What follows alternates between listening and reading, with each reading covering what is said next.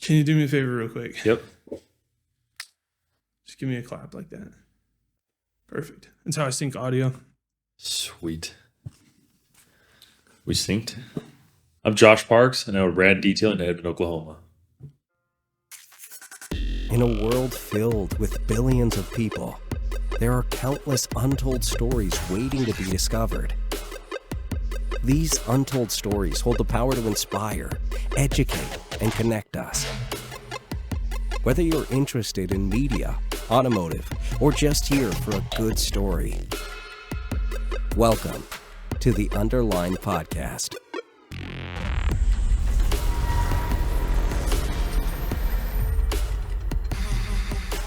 Before we get started, just real quickly, I wanted to say thank you to Coffee and Cars. Sam, Robert, Michael, I appreciate you guys. I shot a short video for them, and out of their appreciation, gave me this awesome t-shirt. Really stand-up group, and it is the biggest car show in Oklahoma. So go check it out first Saturday of every month. Again, thank you guys. I appreciate it. So Josh, thank you for being here. You own Rad Detailing. You've been doing this for how long? For myself, I'm in my fifth year. Fifth year. Okay. Really? Has it only been 5 years? Yeah. So when I met you, that was Exotic Motorsports. That was their second year of business? Yeah, it'd have been like 2019, 2020. So right before COVID. How long had you been in business before you started doing their cars? So I opened Rad Detailing in 2018 over on Broadway across the street from Academy. And then before that, I was in my garage, but it wasn't called Rad Detailing. Interesting. Okay. What was it called before then? You know when you're not like super proud of an idea, but it sounds really good at the time? It was called Blue Collar Detailing. And I thought, man, I want to be the detailer for like all the blue collar people that couldn't afford like high-end detailing. Okay. And I quickly realized how much it sucked. And now you're the go-to guy for all the high-end stuff. Yeah, I try to be. Whatever pays, man. That's what's more. I mean, that's the impression. Every time I go by your shop, you have, Escalade 600s and what did you have, a Cullinan in there one day? Yep. Yeah, I mean, man. You had all kinds of crazy stuff. Always cool stuff. Yeah, a lot of Porsches there. Yeah. There's usually a Porsche there. There is. There's one there right now. Brand new Cayman. My point exactly. Absolutely. Before we really like get into your businesses and stuff, where are you from? Are you from Oklahoma? No, so I was born in Chicago in a suburb called Schaumburg. And I lived back and forth when my mom went to college there, and then we moved out to Arizona in 2015. Okay. Or I'm sorry, in 2000, and then I left Arizona in 2015 to move to Oklahoma. Okay. Were you in high school in Chicago, or was that? No, just grade school. I went to like third grade was when I moved out to Arizona. So third grade was my first year out in Arizona. Okay. And third grade on, I lived out there until 2015. So when I was 25, I moved out here. Oh, 25. Okay. Yeah. That's an interesting life change. Yeah. 25 it was. is a interesting time of your life to jump states. Yeah, it was, man, but I was married and I had a son at the time. So like I wasn't going alone. I could imagine going alone would be a lot harder, So it's like I didn't know anybody with somebody else who didn't know anybody. So, right. That made it a lot easier for me. Definitely. So what was your first job? Like what was the first thing you ever did? Oh man, this is super embarrassing. But I worked at a company that was like right at the exit of my neighborhood because I didn't have my license. And so it was like right at the exit of our neighborhood. And I saw they had a hiring sign. My brother and I went and applied, and it was called Wiener Schnitzel. And so Yes. it was a hot dog place. It's really big on the West Coast. And it's actually pretty good. Okay. But yeah, dude, I was the mascot one time at like a fair thing. I got to wear the hot dog suit. It was really cool. Okay. Yeah. Dude.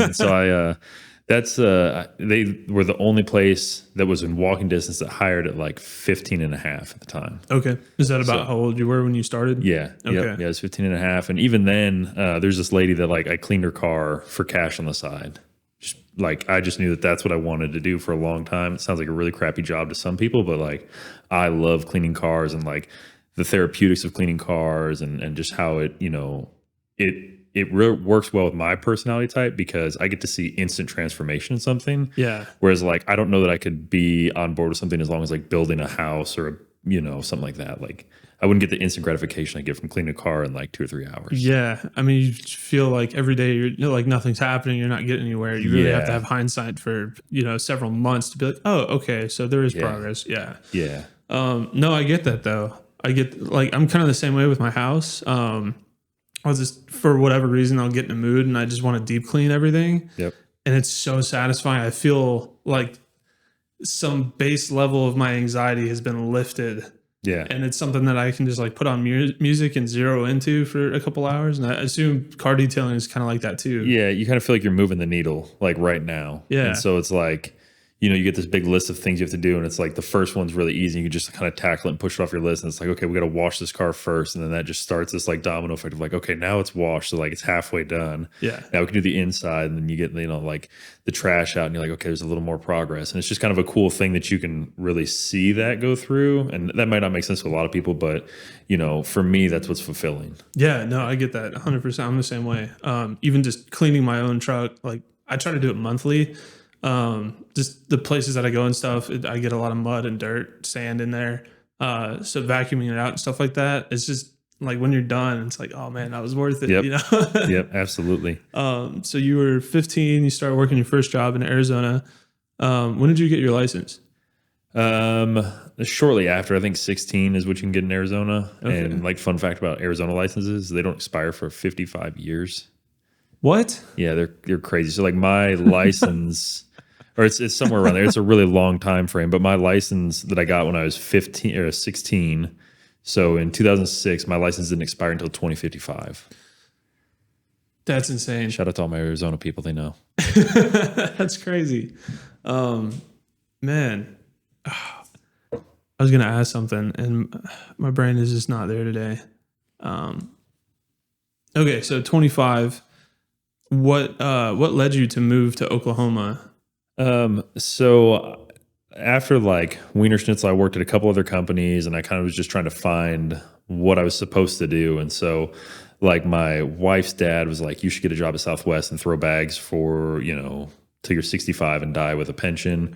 And my stepdad was like, hey, you should join the elevator trade and, you know, get in with a local union and do this, you know, until you die. And I just kind of felt like that almost terrified me in a way. Yeah. And so like, you know, that led me to just kind of job hop where I was like, no, I'm going to find exactly what I want to do. And as soon as I get into it, I'll know it and I'll love it. And like I liked cleaning cars, but that wasn't a job. It's always a hobby. You know, Yeah. I tell people what I do and they're like, oh, that's cool. I used to clean cars in high school. I'm like, yeah, this is different. Right. But, you know, that ultimately led me to a company called CarMax. And CarMax was the first time that I really felt like, okay, this is a place where I belong. These are people that are like, they're smart, they're problem solving. Like the C in CarMax stands for change. So like things are always evolving and getting better. And I really just fell in love with that company. And that's ultimately what led to me moving out here was an opportunity opened up. And I really felt like for me, it was like the first act of God working in my life where I've never lived next to my dad since I was little. I'd only spend the summers with him. Him and my mom split when I was 1. And so they moved to a town called Edmond, Oklahoma. And then my boss at CarMax was like, hey, you can go to like Fresno, Bakersfield, or Albuquerque. And I was like talking with my wife, Jasmine. I was like, God, all those suck. Like, I don't want to go to any of those. Like, I love my guns. I'm not going to California. There's no way. No. And I really don't want to go to Albuquerque just because like there's not if you're an outdoors person, there's a lot to do, but that's just not what I love doing. Right. And then he called me back a week later and he's like, hey, actually, like we're going to have an opening in Edmond, Oklahoma. I don't know if you've ever been there. Would you like to go? And like my dad had just called me the day before and told me he was moving to Edmond, Oklahoma. And so I don't know, man, I felt like that was the first time God kind of really moved in my life and was like, hey, this is an opportunity for you to like mend that relationship and have that, you know, that relationship that you don't feel like you ever got to have. Yeah. And in a national scale of things, that part of Oklahoma just, I feel like sets you up to succeed a lot easier. I don't know if you've looked at real estate across the US, but you can't find anything really livable less than 400K west of Oklahoma. Right. So we don't have a lot of taxes here. The economy's pretty good. The pay scale is pretty good. Housing is still affordable. So if you're like trying to find your footing, Oklahoma's a great place to do that. I'm really fortunate to have retired from the military here because that gave me a really good chance at success. So I feel like that was definitely a good move for you trying to find the path that you want to go down. Yeah, and it was always, I think like the first maybe year or so it was kind of temporary in our head, like, okay, and then we'll move on to the next one, because that's how you promote with CarMax, is like you constantly move and switch up locations, because at the level I was at, there's only 1 or 2 positions per store. And so then the position after that, there was only 1 person per store. And so it's like, now if you want to be like an operations manager, you have to move to the next spot. Yeah. And that comes with, if somebody in Hershey's, Pennsylvania stepped down or, was fired or retired, that's where you're going to go. And in the corporate world, you can't say no too many times before they just start looking over you. Right. And so that's kind of what started why we stayed, was, do I want my life to be dictated by somebody else and where I'm going to go? And what if I wait 5 years and it's somewhere I hate? Yeah. I mean, I couldn't, military, I've been in that thing. life. Yeah. Very similar. Yeah. I can't, I say I can't imagine. I know how that goes. And that's a scary way to live, you know, knowing that in order, if you want to advance in life, you have to completely uproot your family and go to a completely foreign area of the country. That's a lot to put on somebody. Yeah. And I think as men, it's a little bit easier for us because we make friends a little bit quicker, especially at work, typically like I feel like when families move, they move forward, like whoever's the dominant producer in the relationship, typically men in this instance, it's like, I'm going to go to a new business or like to a new state. I'm going to probably get there 2 or 3 months before my wife. I'm going to make a bunch of friends and know a bunch of people. My wife's going to come along with the kids and not know anybody. Right. And so you can imagine how it's astronomically harder for her to create a sense of community than it is for me. Right. And kids also find security and routine and familiarity, and you're kind of throwing all that away. That's hard to start over. Yeah. I moved to several different countries as a kid, so I can definitely testify to how wild that is. So when you did CarMax, you were an operations manager. That's where you started? So they called it like a line production manager. Okay. And that was like, basically it was an operations manager, and then there was line production managers. And we just basically oversaw the overall production of cars, going from, being bought in as new inventory or used inventory, reconditioned, paints, dents, mechanic work, things like that. And then having them moved out to the front lot. So you were overseeing recon work essentially? Exactly. Okay. Yep. Were you doing detailing on the side after hours from CarMax? I did in my last year. Okay. So before that, I didn't. And I started with CarMax in Gilbert, Arizona as like a line, I guess you'd call it like here they call it a porter, but it's just like a line level associate. And so I was like washing cars on the front lot in Arizona, and then all the way up to here in Oklahoma. Then we were, helping manage a store essentially. Okay. And it didn't really I started detailing out of my garage when I started to have that shift of I felt stuck. Yeah. And I didn't know what I was going to do. I didn't want to go to school. I was 25. I had a wife and, 2 kids, and I had to do something bigger for myself. And so that's where I started to say, hey, maybe I could do this on the side, make some extra money. Okay. So you're just doing that to bolster income? Yeah. And it came from, we sat down with a financial planner, one of the Dave Ramsey people. Okay. And I just remember having this conversation about my finances that scared me to death. And it wasn't that I didn't understand my finances. It's I just didn't care, more so. Yeah. But I remember her explaining it in a way that I was like, holy crap, if I'm tied to working from trading my time for money the rest of my life, I'm going to be miserable. And she was looking over everything with me and my wife. And she said, okay, now we need to figure out how to cut $35 more out of your budget. Can we get rid of Netflix and Spotify? What? And I was just like, $35? Yeah, man. Well, that's how much we're over on our budget, because it's all it's dollars and cents. Oh that's how much we're over. And so I really just sat there and had this moment where things started to hit me, and I was like, how can I be at a point in my life where I'm trying to cut $35 out of a budget, and I'm going to give up 2, I would say, a necessity. Now I look back and I probably could have given it up, but it's if I'm making so little money or spending so much money, however you want to cut it, that I have to give up watching movies and listening to music. That's something's wrong. That's insane. And so that was my first input to where I saw that I'm starting to think different than other people, where I'm no, I'm not gonna create a budget. I'm gonna up my income. It's way easier to up my income than it is to budget. Yes. And so that kind of started to turn the wheels of I've got to do something better. Okay. So kind of having that conversation and realizing where you're at, that's kind of what started you detailing again? Yeah, that's what because I could do it on the side. I think I know we're not going to talk like a lot of numbers, but like I'd make like 1,600 every 2 weeks at CarMax, and as like a single person income, that's not a ton. No. $800 a week is not a lot of money. No. And so I could like detail 2 cars on the weekend and make like $400. Nice. And so it was like, that helped out a ton. So if I could do that every weekend, I could make an extra like $1,200 a month. That was a lot of extra money for us at the time. And 2 cars is like what, half of a Saturday maybe? Yeah. And I'd do like one Saturday and one Sunday. So it's like from 8 to 12, I was, and then I was done. I had the evening with my kids back and I had a little extra money in my pocket. Yeah. So it was cool. Yeah. Just get up early. I mean, I'm the same way where it's like you can stick to your income and you can see that as a finite thing and kind of work your numbers around that. I don't agree with that. The people who budget down to the dollar, that's just such a stressful way to live. I'm not knocking it. If it works for you, it works for you. Yeah. But for me, I'd rather just be like, oh, I had extra expenses this month. Cool. I'm going to bust my ass and make up for it. Like, I don't want to look at it as like I have to save every dollar I make, Yeah. So somebody explained it to me that it said like in a business, it's good to have a budget, but in your life, that's just a scarcity mindset. Yeah, 100%. And so it's like, yeah, you have to know where your money goes. But if you're cutting things out that are like everyday like creature comforts, it just becomes a scarcity mindset, and like you're allowing yourself to be comfortable and earn less than what your potential is. Yeah, 100%. So if you're trying to cut $4 coffee out of your life, you have a different problem. Cheers to that. That's right. Oh man. So that you started detailing your last year of CarMax, was the success of your detailing kind of what led you to segue out of CarMax?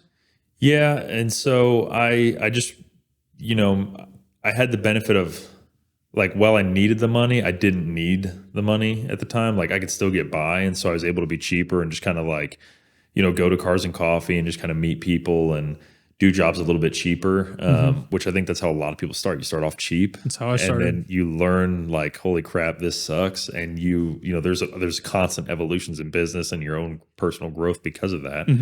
And so like I started off doing it cheap, and then I did a lot of social media stuff. And that's really what gave me my popularity, was just constantly working social media. You hear that, people? Social media is important. This is why you should hire me. That's right. And, and dude, I did a lot of wrong things. I did a lot of like giveaways that didn't yield anything. Oh, giveaways are never the answer. Oh, no, they're not. I do them now just because it's like, I just have fun doing it. And it's really cool to like, have somebody win something like a t-shirt or a free wash, and like they feel cool for it. But it's like, when you do it for the right reason, if you're doing it to get business, it's not going to work. If you're doing it because it's like, hey, this is just a general promotion thing and brand awareness, and like it brings one person in, and that one person creates a ripple effect, but it's not going to yield you a return tomorrow. Like it could be years before that comes back off that one thing. I look at giveaways with the mindset of loaning money. Like, don't give up money and expect anything back. Do it just because you want to. If you think that doing a big giveaway is gonna help analytics tremendous, it's really not going to impact anything. Yeah, and I think that in today's like social media, I don't know what you call it, just the arena, you see all these giveaways of like these companies that like buy this t-shirt, get entered into the giveaway, this Porsche, Cletus McFarland does this all the time. Yeah, and well, they're profitable for them. Like that's not something that hurts those guys, but like small business owners see it and they're like, oh, I'm going to do a giveaway. And they think that's the answer, and it just really isn't. And so, I hit my head on all those things, and I looking back, man, I wouldn't change anything. I'd do it the exact same way, because I learned a lot of really hard lessons the hard way. And there are things that I'll never make that mistake again, because I got burned. Yeah. And so that's just unfortunately the way I learn is fire. I mean, if you don't have a mentor, if there's not somebody who's already learned these lessons to pass that information down to you, that's the only way you're going to figure it out. Finding success is just pursuing every avenue in front of you and figuring out which ones are dead ends. That's the only way to do it. I've done the same thing because I haven't really had a mentor in my industry either. Yeah. Yeah, man. I mean, that was it. Just really cheap details. I spent a lot of time on them. I'd work like 4 hours for, maybe $100, $200. Oh, man. Which, back then, dude, again, it felt really cool. Inflation's crazy, kids. Yeah. Oof. Get a good job. Right. Because, like $200 back then was cool. $200 now is like. What time frame was that? Like last year of CarMax? 2017. 17? Yeah. That was back when things were still like kind of okay. Yeah. So like $200 was good back then. Yeah. So. Okay. So that was your last year. You were doing things cheap, and then when you transitioned to doing detailing full time, were you still in your garage doing that? No, so I met this guy who became my business partner, and he had a detailing company and he had a mobile business. And so I kind of approached him, was like, hey, I really want to leave my job. I really think that like I have a future in this and I could do, a good job at running a shop.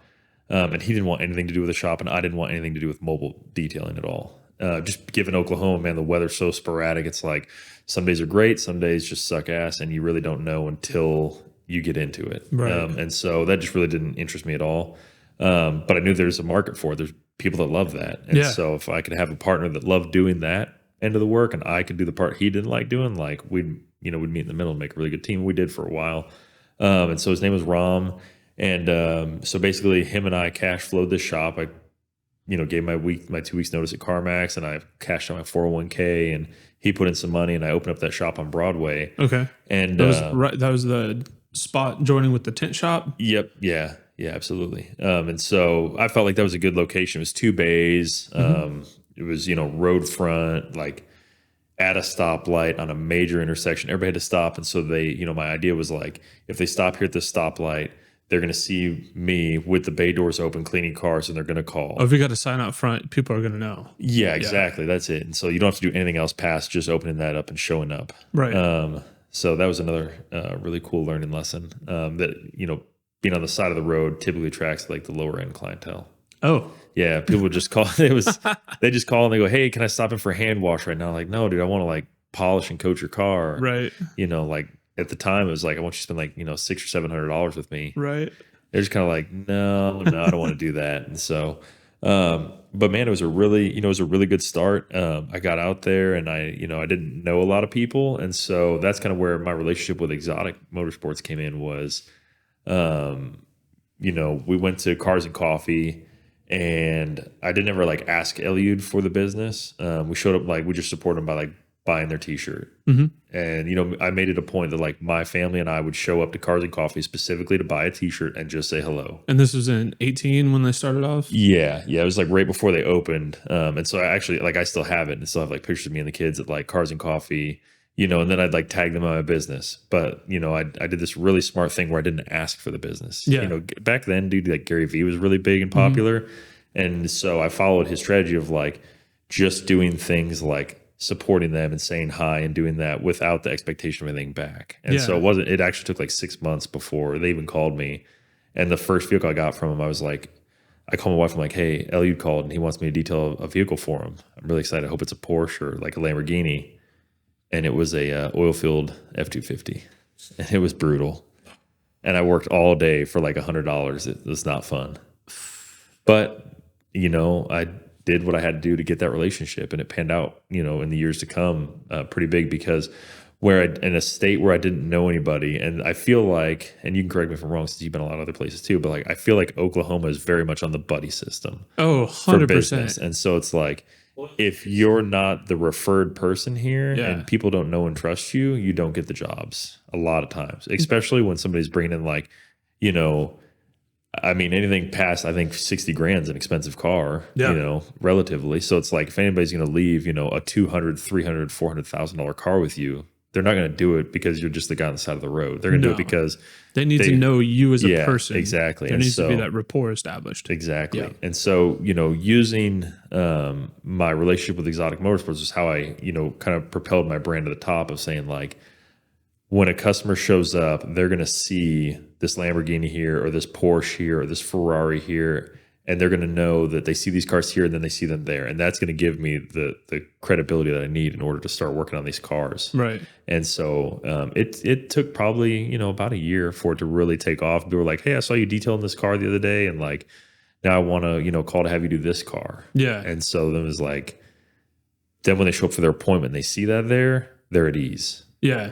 They know that you have experience with this and you know how to handle it. Yeah, exactly. 100%. I feel like, so 2 things I want to talk about. How business is referred in Oklahoma. It's good and bad. It can be very frustrating because you could be the absolute top dog in your industry. Yep. You can beat out everybody in quality and in price. But if you don't have those connections, nobody cares. Yep. And that's so frustrating because hard work alone will not get you to the top. It's who you know and how your relationships with these people are. Yep. So it's like, it's cool because you can have a better start if you're just friends with people. That can really accelerate your business. But also if you invest everything you have into the best equipment, learning your craft, being the best in that industry, it could mean nothing if you just don't know the right people to do business with. Exactly. Yeah. And business really is about who you know. Yeah. You know, I think there's a lot of different ways to win, but you know, the best way is social proof and who you know. Yes. People buy from people they trust. Yep. So if you can get, you know, 5 people talking about your business and how they trust you, it's way better than you know, you'll never get a better return on your money than that. I don't think. Yeah. I tell people, don't run ads on Facebook.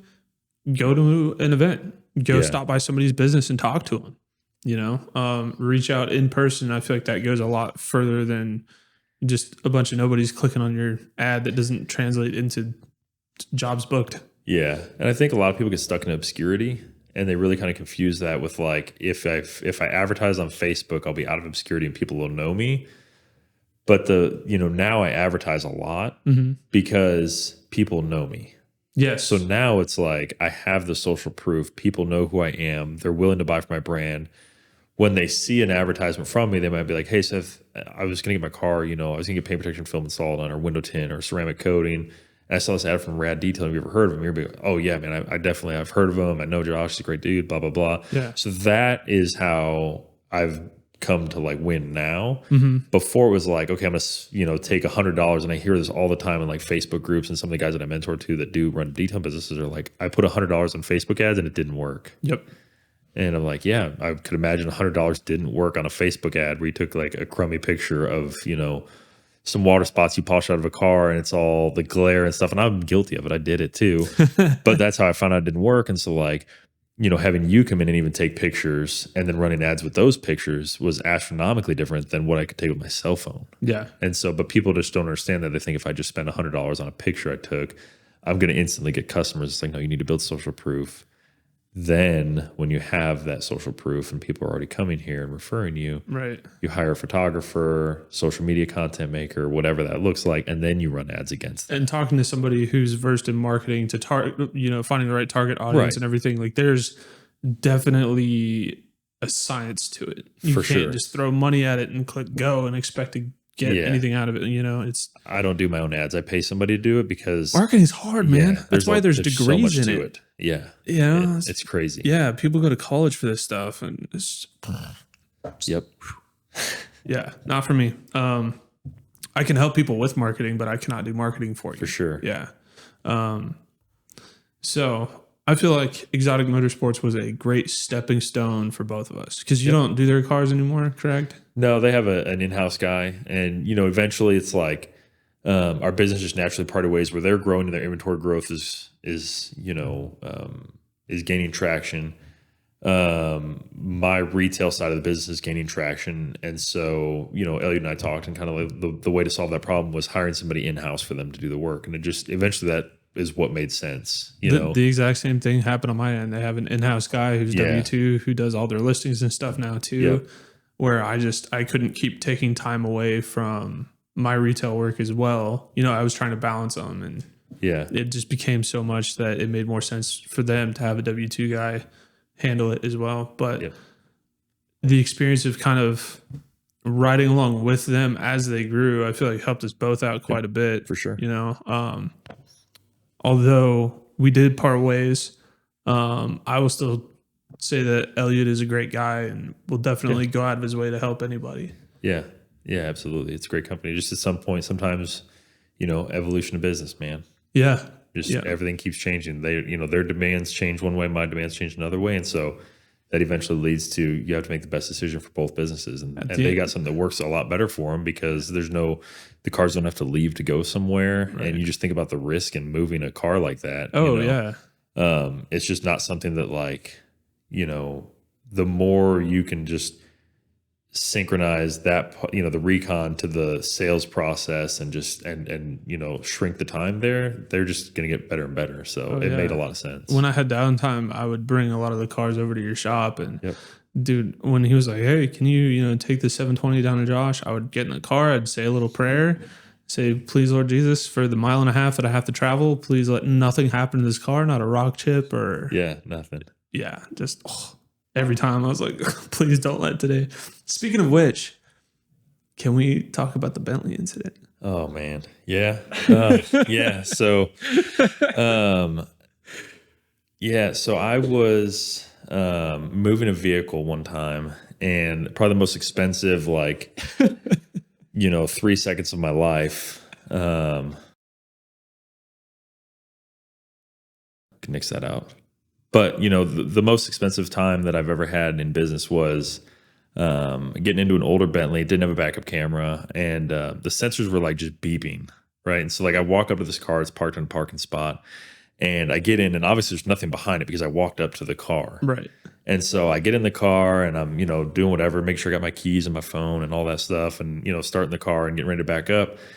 And I look out, the backup sensors beep, there's something behind there, but I'm like, I just walked to this car, I know there's nothing behind there. So I look out my left, I don't see anything. I look out my right, and I don't see anything. And this Bentley sits pretty high. Yep. And somebody, I can't remember what the model was, but somebody pulled it was a Ferrari. Yeah, it was like a Ferrari. I think it was an F360. Yeah, right up as close as they could humanly get to. I love Angel, but as close as they could get to the car, where the timing had to have been right. Where I look out my right, and I don't see him pulling in. I look out my left, and he's already pulled in. And then I'm looking out my rearview mirror, and I can't see the car at all. And I put it in reverse, and all of a sudden I hear this crack, and I was like, "Oh my god!" And I knew what I did. I knew I hit something, but I'm like, "Dude, I don't know how I hit something." I was literally dumbfounded when I got out of the car. I'm like, "What did I hit?" And I was thinking maybe I rolled forward a little bit and hit the parking block or something.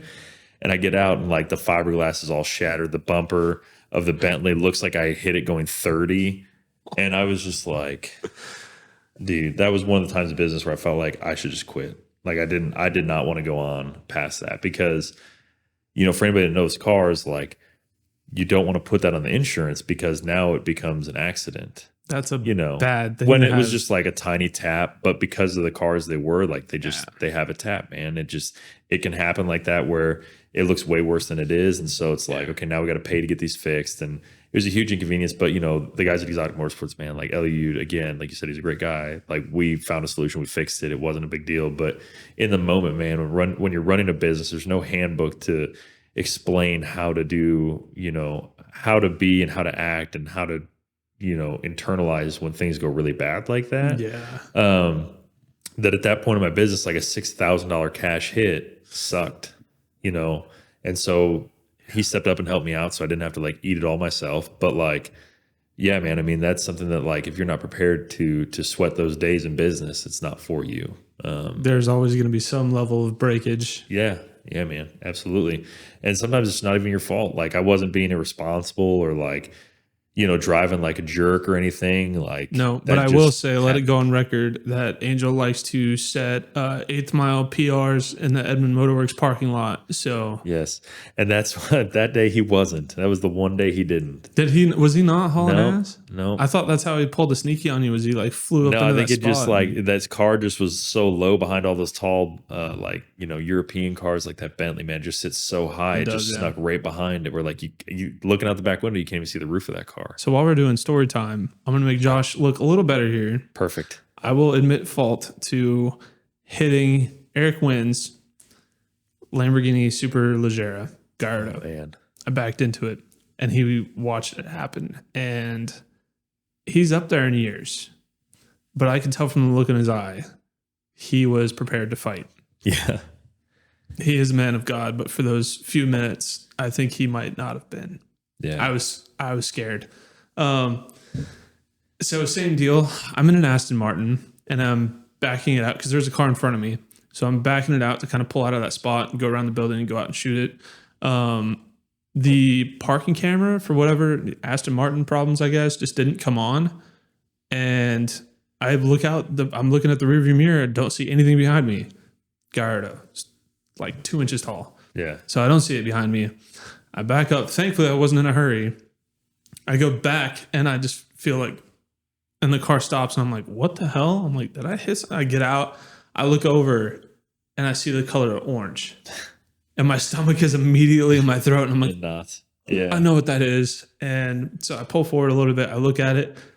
By the grace of God, not a single scratch, dent. No, like there was no visible anything. And Eric is in there just like trying to process what happened. I go in there and I go, Eric, I'm super sorry. I backed into your car. I didn't see it. The parking camera didn't come on and I didn't see it in the rear view. I'm like, go look at it. Tell me if you see anything, whatever you see, I'll pay for it. Yeah. And at this point, I'm like, dude, this is going to like put my credit usage like all the way up there. That's right. Man. And so thankfully he didn't find anything. And he's like, no, you're good. Just be careful. And like, I didn't get my ass beat. I didn't have to pay any money. Yep. So it was, all things considered, it was a good day. And then Eliud, you remember when Motorworks would have that concrete bucket with the no through traffic sign because they got tired of people driving around the building? Yeah. It was always terrifying when you had to go around that corner, something expensive. You were like driving 1 mile an hour, and just every time you got a little bit closer, you just kept creeping further around the corner. Like, please God, don't smash into me in this expensive car. Especially when you know Angel's working that day. Yeah. That's scary. Yeah. Shout out to you, Angel. You're a great podcast guest. Sorry for roasting you. Not even here. So Eliud, he was getting one of the cars out of the back lot, that dirt lot that they had. And he comes around the corner in it, and he's late for something. And it was my old Ford Fusion that I'd traded in. Dude, he must have gone like 30 and smoked that concrete bucket. He sent it flying. Yeah. And they caught it on security camera, and Motorworks did. And so we had that clip saved. I think it's somewhere in the deep chasms of my phone. But that was hopefully I can find it and I can play it on this episode. I'd really love to. I'm gonna have to hit up Michael and see if I can get that clip. Oh, I'm sure he still got it. Don't let you let that clip like that go. It was amazing. So you're not the only one, but yeah, stuff like that happens. Yeah. But you know, that's a good point, man, because you know, when you're going through life and business and stuff like that, and even this podcast thing, man. Oh, good. Don't die. You know, you can feel like the only person that's made that mistake. Yeah, it always feels like that. Yeah, man. It's super easy to forget that you're not the only one that struggles with things or goes through those things, because in that moment, like I walked back to my shop is like, you know, a mile, and Elliot's like, "Do you want to ride back?" I was like, "No, dude, I'm just gonna walk and think about my life choices for a second." And he's like, "You sure? We'll give you a ride." And I was like, "No, I might just walk into traffic here in a minute. We'll see." And you know, so like, but hindsight, man, like I'm still alive. Everything's fine. Nobody was ever mad about it because it was a genuine accident, you know? But in the moment, it can definitely not feel that way. Yeah. It's one of those, like, just take the rest of the day off, go home and lay in bed and just ponder. Yep. I feel that. But that was just, I feel like that just makes for such an epic story, and be like, oh, you had a bad day? I backed a Bentley into a Ferrari. Yeah. So, oh, for sure. I've used that a couple times. Yeah. Thankfully, they were like the cheapest Bentley and Ferrari on the market. It was like this clapped out, super old Continental GT. It was like an 04. Yeah. And the Ferrari, I think, was like a 90 something. Yeah. And it was like an $80,000 Ferrari. Yeah. I mean, for, you know, I mean, it was only like $6,000 to fix it all. So, I mean, not cheap, but definitely could have been. Oh, if it was like a Bentayga backing into an F8 or something. Yeah, dude, it could have been way worse. That would have been a very different bill. Yeah, 60,000. Yeah, 60, not 6. Yeah. So you were at your location on Broadway for a while. Yep. Walk-in traffic was trash. Yep. Tried a lot of social media ads and stuff. Didn't really pan out. What led you to getting into the shop that you're at now? So this was a really interesting time for me. And I'll share a lot of like super personal stories that kind of will help put, you know, looking into other people's lives, you really feel like they're doing really well. And I think a lot of people probably thought that about me, but like my mental health wasn't where it was supposed to be. My physical health wasn't where it was supposed to be.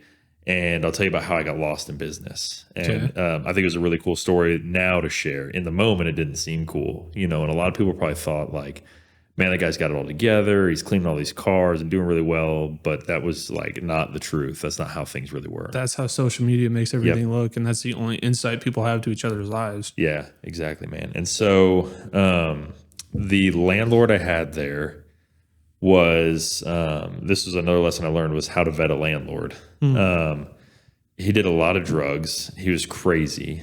and the police were always up there, and he'd like hold people's cars hostage and tell them like, you have to go get cash. And this is the guy who ran the tent shop. Yeah. Oh, dude. I mean, it's a nightmare. Like, there was times where I thought I'd just like pick up all my stuff in the middle of the night and leave. But he's also the kind of guy that like tried to sue me on my way out for something that wasn't my fault.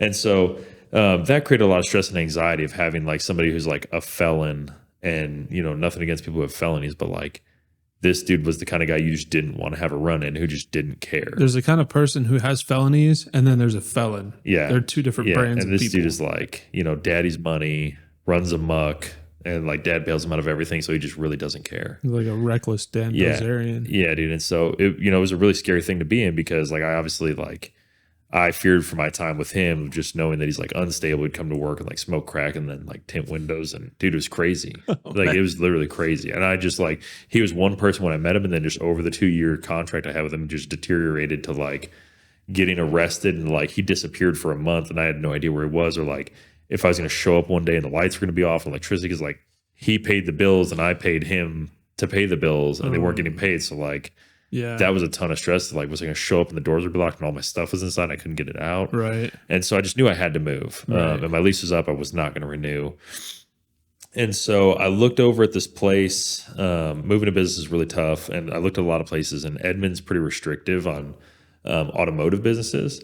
And so a lot of the buildings I looked at only had like 2 parking spaces. Mm-hmm. And, you know, now I've got 5 employees plus myself. So like 6 people come to work, and we're a business where we have cars on site. So 2 parking spots doesn't cut it. No matter how big the inside building is, like I have nowhere to park cars. Right. And so I kept coming up on like dead end. And like, I just talked to my wife. I was like, hey, if I have to, like, I'll just do it mobile until I can find another place. Like, we'll do whatever we have to do to figure it out.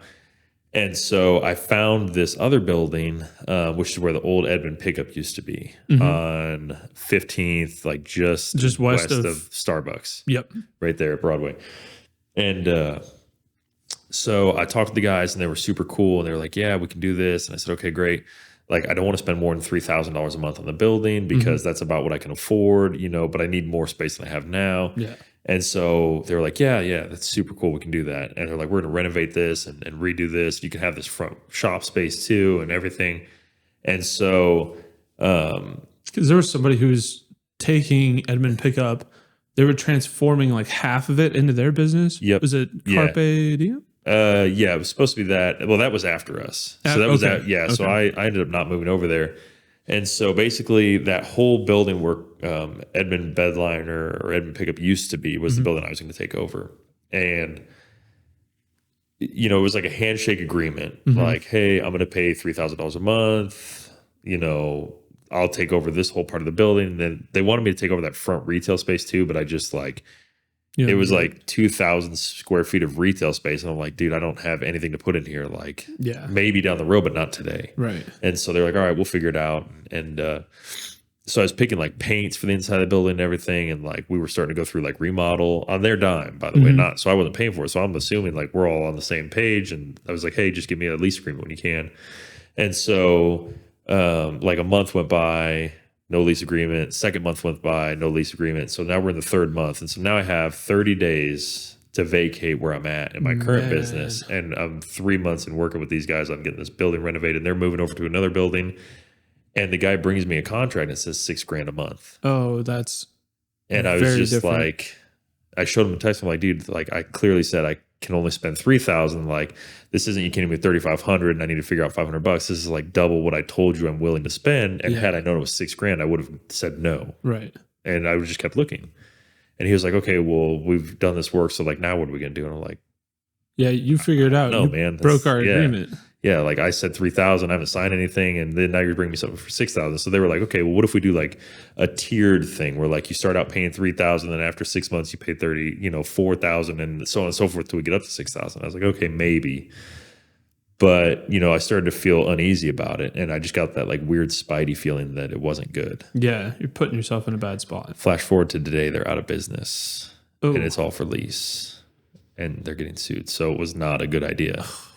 In the moment, I felt like I was getting shafted from every angle. Yeah, I bet. But now you flash forward 3 years, 4 years, I'd be in a really bad spot right now if that deal worked out. Oh, I bet. But I didn't know that in the moment. I was really upset that it didn't. And so I found the current building I'm in with my current landlord, who's a customer of mine, Joey Rosario, and his son Isaac Rosario. And man, the Rosarios are nothing but great people. The epitome of like what a landlord should be. Like, hey, we'll build this for you. You pick everything. Like, we're going to make it work. Something breaks, we're there the same day. They invite us out. They make it like a community thing. Did I meet one of them? Because I yeah. was kind of there when things were getting set up. Yep. Yeah, you've met both of them, I think. And they're great people, man. Like, they have us out at their house for the 4th of July party. They know my awesome. kids. And so like such a great experience. But one of the stories I like to share with people of, when you're outside looking in, you think everything's perfect. I had this like huge like crisis in my life that happened that really shifted things for me. And so I share with people when I get to know them a little bit more, because I want them to know that like not everything is good in my life all the time. And while it may seem that way, we're all good at putting on a front and, talking about like how things are perfect. And so I had all this change going on with my business that was really tough for me to get through.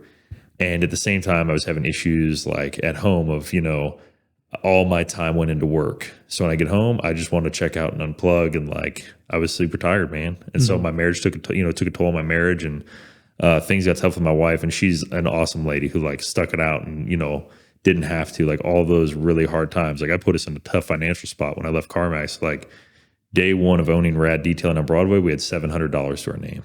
And so it was going to make it, or we were going to have to like ask her parents to pay for us to move back to Arizona. And if you can imagine like what that would do to me, and like how I'd tell my kids like, hey, don't ever do anything for yourself because it's not going to work. And that could change my whole family tree. Yeah. If it didn't work. Decimate your ego. Yeah. And so like I'd probably be a person who would never go for anything again. Yeah. And so, but I got to this point where like I wasn't eating right. I wasn't taking care of my body, the stress and anxiety of moving my business and dealing with like a landlord that was crazy. And then like just the regular stress of being a man, like, am I doing enough? Am I providing enough? How come I'm not rich at, 27? And so I was sitting, I go to Life Church in Edmond. It's the OKC location technically, but it's 178th and Penn. Okay. Yeah, it was right next to my old house. Yep. And so just one Sunday, I went into church with my wife, and I was sitting there, and a lot of stress and anxiety, man, a lot of financial stress. I was behind on my mortgage right during COVID because business got slow. And I don't think anybody really knew what was going on. And so I was sitting there in church, and I just remember feeling like, man, I just don't feel very good. And I could feel like my blood pumping through, like when they do like the blood pressure cuff on your arm, and you can feel like the blood move in your arm. Yeah, like that throbbing. Yeah, I could feel through my whole body. Like I could count like the seconds the blood was pumping through my veins. And it was a really weird experience. But I could feel like hit my fingertips and like the tips of my toes, and I could feel it like coming back. Yeah. And so I thought, well, that's probably not good. Yeah. And so I kind of just gave it a second, like got on my Apple Watch and like checked my heart rate. And my heart rate was like 130, just like sitting still. Yeah, resting heart rate was like 130. That is. And so I was like, okay. All the anxiety. Yeah, man. So like I just went off. I was like, hey, I'm gonna get a drink of water and just kind of go to the bathroom and just get out of here for a second. Yeah. And I can't remember what Craig was preaching about that day, but I'm sure it had to do with stress and anxiety and running into detail business because it hit home. And so, man, as I got out, I walked out of the lobby, or walked out of the the worship area and out into the lobby, and I walked outside of the doors, and I was checking my heart rate, and it was like 150, 170, 175, and like I got in between these cars. My heart was like 178 beats per minute, like standing still. And I just was like, I might collapse here between a car, and church just started. Somebody might not find me for an hour. And it could be pretty long, and something bad could have happened to me. Yeah.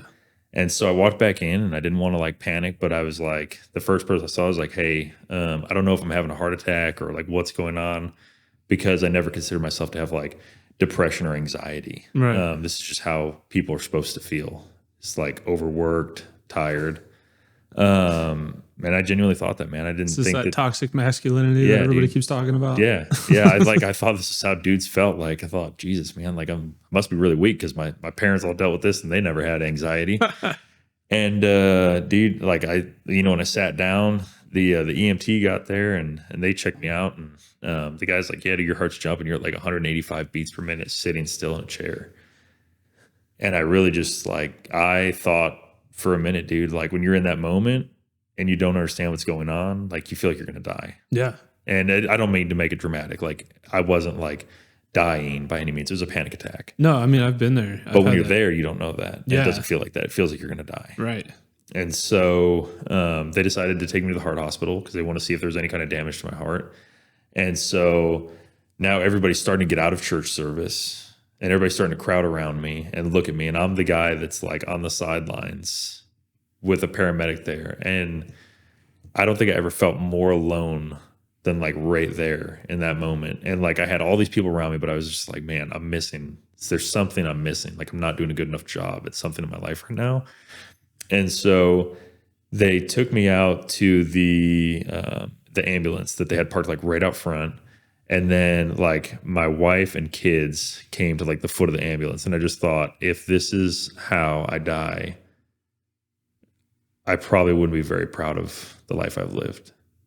And so that really helped me switch gears and gave me a lot of perspective on where I was going in life, because that was the first time that like mortality was a real thing, even though that wasn't the case for me then. Just the way I thought was like, holy cow, this could be it. Like I could die right now and not make it. And my kids would have no idea who I am, like zero legacy, zero impact on people around me. Nobody would have known I was a Christian or anything like that. And there just would have been a wasted life. I think there's a lot of men out there listening to this right now who are probably feeling some type of way about what you're saying, because I've had that same moment when I was diagnosed with my autoimmune diseases and I was told that I was not going to have a 40th birthday back in 2018. I was like, dude, all I've done is grind my life away to make $35K a year, and I've done absolutely nothing else. Yeah.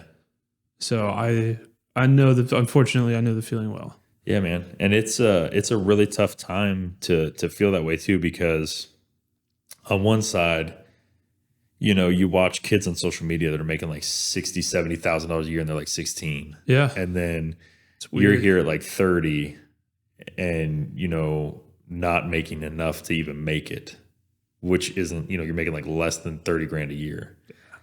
And so, I think a lot of people get stuck, man.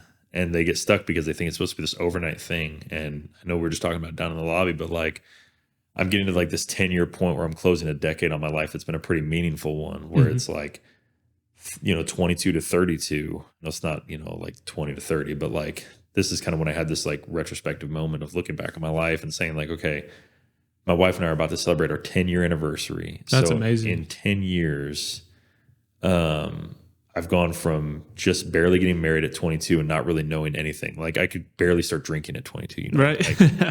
So when you think back on it, man, people think it's supposed to be this thing that happens overnight. Like you get a job, you're supposed to be making $100,000 a year next year.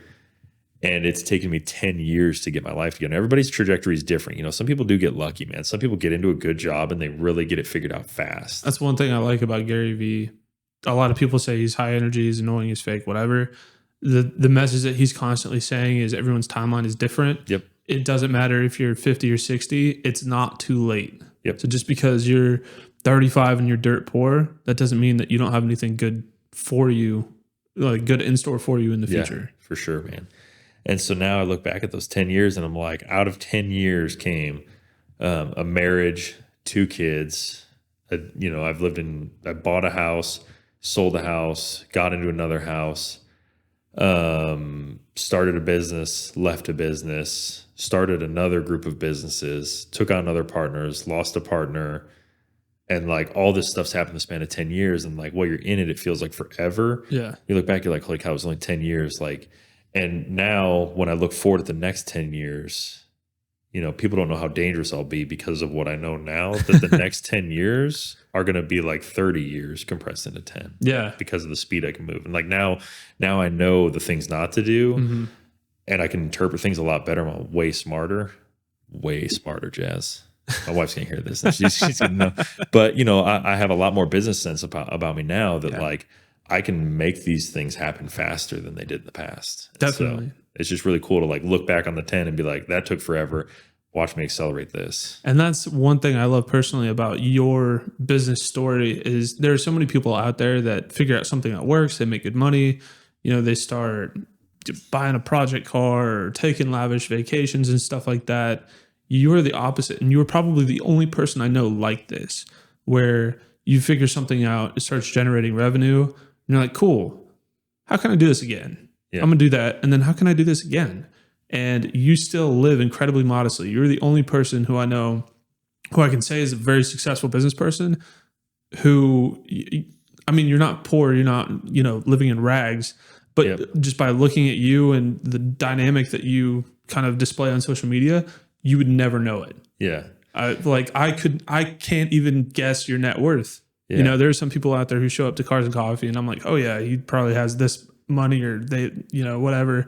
But dude, I don't know if you make 60K or if you make 600K. Yeah. Like, we'll never know. No. Well, so you'll know the one reason day. I live like that. Yeah. So I started another group of businesses outside of what I do now. It's still detailing related, but it's like almost like a licensing business outside of rad detailing. And so at some point, I kind of got my life on track, man. I got back in shape. I lost a lot of weight and got my health on track and, really worked on my marriage and my time with my kids. And so like life got, astronomically better for me because of that moment. And so I don't regret having that time where it was really dark and things, like I never got to the point where like I was ever suicidal or anything, but I felt like shit, man, like this sucks. Like I don't want to do this anymore. And so instead of becoming a victim, I just said, okay, like this is going to be my fuel to do a great job and build a legacy for my kids. And so then, I got everything together and then I started looking at, okay, cleaning cars is not going to make me rich. Helping people build their legacy and through cleaning cars will help me get rich. Mm-hmm. And so my focus shifted to, okay, I don't want to technically clean cars myself, even though I like doing it. I don't want to let go of my business either because I like my business. I'm the kind of guy that would work, 3 a.m. to 11 p.m. every day of the week and love what I do and still look forward to coming to work the next day. I just do. That's how it's the right job. Yeah, man. I got to work at 4:00 this morning so that I could like PPF a car so that I could come here on time. And then I'm going to go to like work out after this and then go to a life church event. And then I'm going to go back to work tonight to PPF another car. That's amazing. Because I just enjoy what I do. And it's hard to say no to good money too. Exactly. I know what that PPF brings in. And Yeah. I could, if I had the skill set and the equipment to do that, I don't think I could say no either. It's a good time, man. I really like it. But I knew that wasn't fulfilling enough. And that's not going to carry me through 20 more years. You'll burn out. Yeah, exactly. It's fun now, but when I'm 40, that's not going to be fun. And so I got with these guys and we're like, hey, we want to help other business owners who are maybe doing like 10 grand or so. We want to basically take our model and skin it over their business because we can run marketing over what they do. So there's a guy that does marketing. There's me, who's the chief operations, COO, the chief operations officer. And then we have a CMO and a COO or CEO. And so what we do is we can go into a business that's doing a certain amount and say, hey, we have branding, we have marketing, we have operations and processes in place and things like that. And we can help your business go from this to this. Mm-hmm. And that's helping somebody who is where I was, who didn't know the answers to those problems, shortcut that. Yeah. And with good marketing and good processes, you can almost double revenue very quickly in almost any market. Yeah. And so if I could go to another person who's struggling and say, hey, we could take you from 10 to 20 and it's only going to cost you $500 a month to start, that's almost always a yes. Yeah, that's hard to say no to. And then they can buy into like other marketing that we offer and other things. And so the idea is that instead of opening multiple locations that we own 100%, it's better to be partners in somebody else's business that already exists where we can help create upside for them and then just work on their upside. That I feel like that's really close to almost completely passive income. Yep. Just applying a formula to somebody else, getting a percent. Yep. Yeah. I mean, that's a great business model. A location in Norman that we opened 2 years ago, and I've been there twice. And it pays every year. That's amazing. So, and the benefit to it too is like, because I don't need the money from them, we're able to really play around and experiment with them. Okay. And they're able to just grow, whereas like if I did it myself, which is what I was thinking about doing, like I would need to put all my money into a second location and then I would need to get paid back on my investment. Yeah. So I would be bleeding the business dry of capital and things like that, but having partners allowed me to kind of shortcut that and say, okay, I don't need to put up 20,000 myself. We each can put in 5,000. Right. And putting in 5,000 is a lot easier than putting in 20. And then after a couple months, that then kicks 20 back out to us. And we go, okay, instead of us taking this money and celebrating, let's take that and put it on another location. Okay. And so that's why I still drive a 2007 Nissan Armada. Man, if you have something that works, that's paid in cash, Yeah. it's hard to get rid of that. And it almost, just for me, man, it's like it keeps the chip on my shoulder. It's like it squeaks. It doesn't look super cool. My wife drove it into somebody else's car, so it's got a dent on the front bumper. Jazz, what are you doing? Oh man, I don't know. It's like the day, like I bought her a new car for Christmas this last year, and I was like, "Hey, I'm gonna drive this car." I, sold my old car, and I bought her another car that she likes a lot more than this one. And she's like, "I still like that Armada. I'll still drive it." And I was like, "You sure? Because I'll take the car with the heated seats and the cooled seats and the the nice air conditioner." Which is just like a newer Armada, right? Yeah, I got a new Armada, and so I took the old Armada. And then I was like, I'm just gonna drive it for a little bit. But like in my head, just practicality, like I'm in a building phase of life. Yeah. I'm in my 30s. and so like I'm not going out trying to impress anybody. I want to have nice things. Like, don't get me wrong. I chomp at the bit, dude. Like I want to buy those things. But I almost feel like when I start to reward myself now, if I can delay that gratification like 10 more years to buy myself some really nice stuff, I'll be able to buy anything I want without hesitation. But if I buy it now, I have to finance it and like, take out a loan and then I'll try and like, okay, well, I don't want this big of a payment. So then I'm going to justify and settle for something. Like that's why we rent a house right now, because I don't want to buy a house that I have to settle for. I want to use somebody's house. And then when I want to build exactly what I want, where I want it, the exact way I want it without hesitation. And it's nice to be able to have that. And then you don't have to worry about moving or anything. Yep. Everything is spec to your needs. Yep. And then you can build equity in that instead of just house jumping and worrying about rates. And And my philosophy on real estate is not super popular with everybody, so I don't expect anybody to agree with me. And y'all can say something in the comments, but I'm a renter, and I'm just here to use people's stuff right now, and ultimately get what I want. And so I like having options in my life, man. And that's what like the money just affords me options. It's like, rent's more expensive. I'm not building equity. I don't care. I don't want to be tied to something that I don't love. Equity is a long-term game. And if you're in that building phase of life, what happens when your first location is on autopilot, you decide you want to open a second location. Well, then you need to be closer to that. What if it's out in Kingfisher or something, like the money I can make from opening another business with the same money I'd put down on a house will far outweigh the equity I could make in 10 years. Yeah. Equity is a super long-term game unless you get lucky in the market. Yeah. I got very lucky. I lived in a house for 2 years and I pulled 50 out of it somehow. Yeah. Oh, listen, dude, when we sold our house, we sold it by ourselves, a cash offer with no appraisal or inspections or anything. Yeah, and we sold like 55 over what we paid for it. And we were in there for like 2 years. And I was just like, cool. So you're able to pull like 60, 70 out of it? Yeah, dude, we just like walked out of there. I was like, yep, done. Yeah, man, it was, our first house we bought. It was cool. And then I just kind of learned that my life's going to be in like leaps and bounds. Mm-hmm. And if I bought another house right after that, I'd probably feel like it would almost feel like an anchor in my life. Yeah.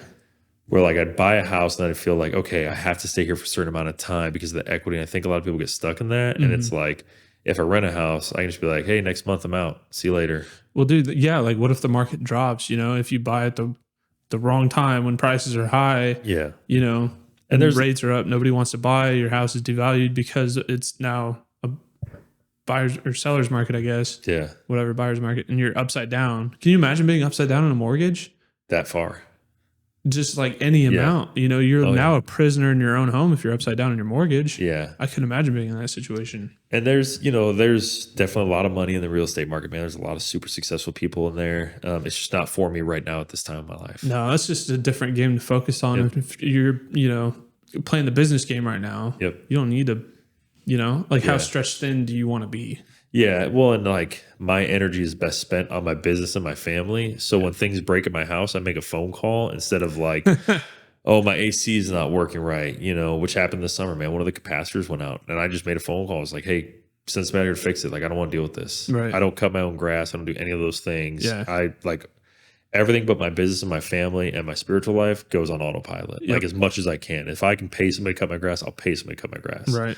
Because that's time that I can get back with my kids. And some people are like, well, I'm home all day with my kids. And like, Yeah, but you watch sports and cut your grass for 5 hours. Right. So are you really home with your kids? Like if I spend 1 hour with my kids, it's 1 hour of really good dedicated time. Yeah. You know, and obviously I'm not perfect. I work on that. Like there are days I don't do that, but like all those little petty things I try and like get off my plate, you know, home ownership, fixing AC, even the buildings we're in for our businesses. Like I want to rent them. I don't want to own them right this second. I want to own them down the road. Yeah. When I don't have to run one.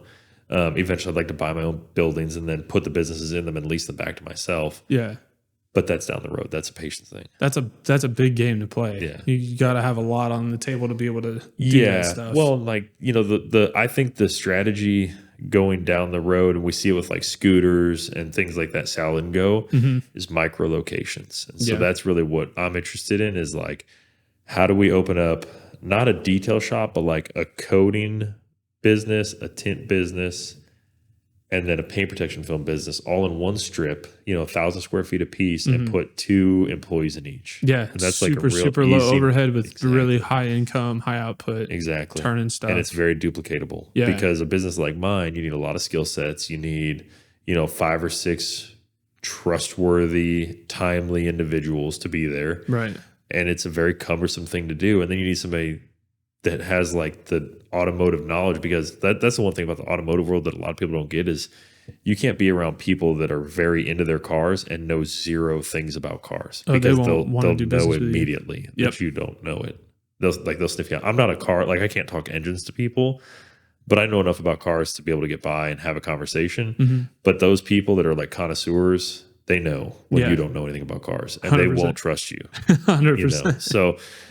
So then you got to find people that are into cars, that are good, that show up on time, they're trustworthy, and like you get a very small pool of people, man. Yeah, and it's very hard to duplicate. Yeah, definitely.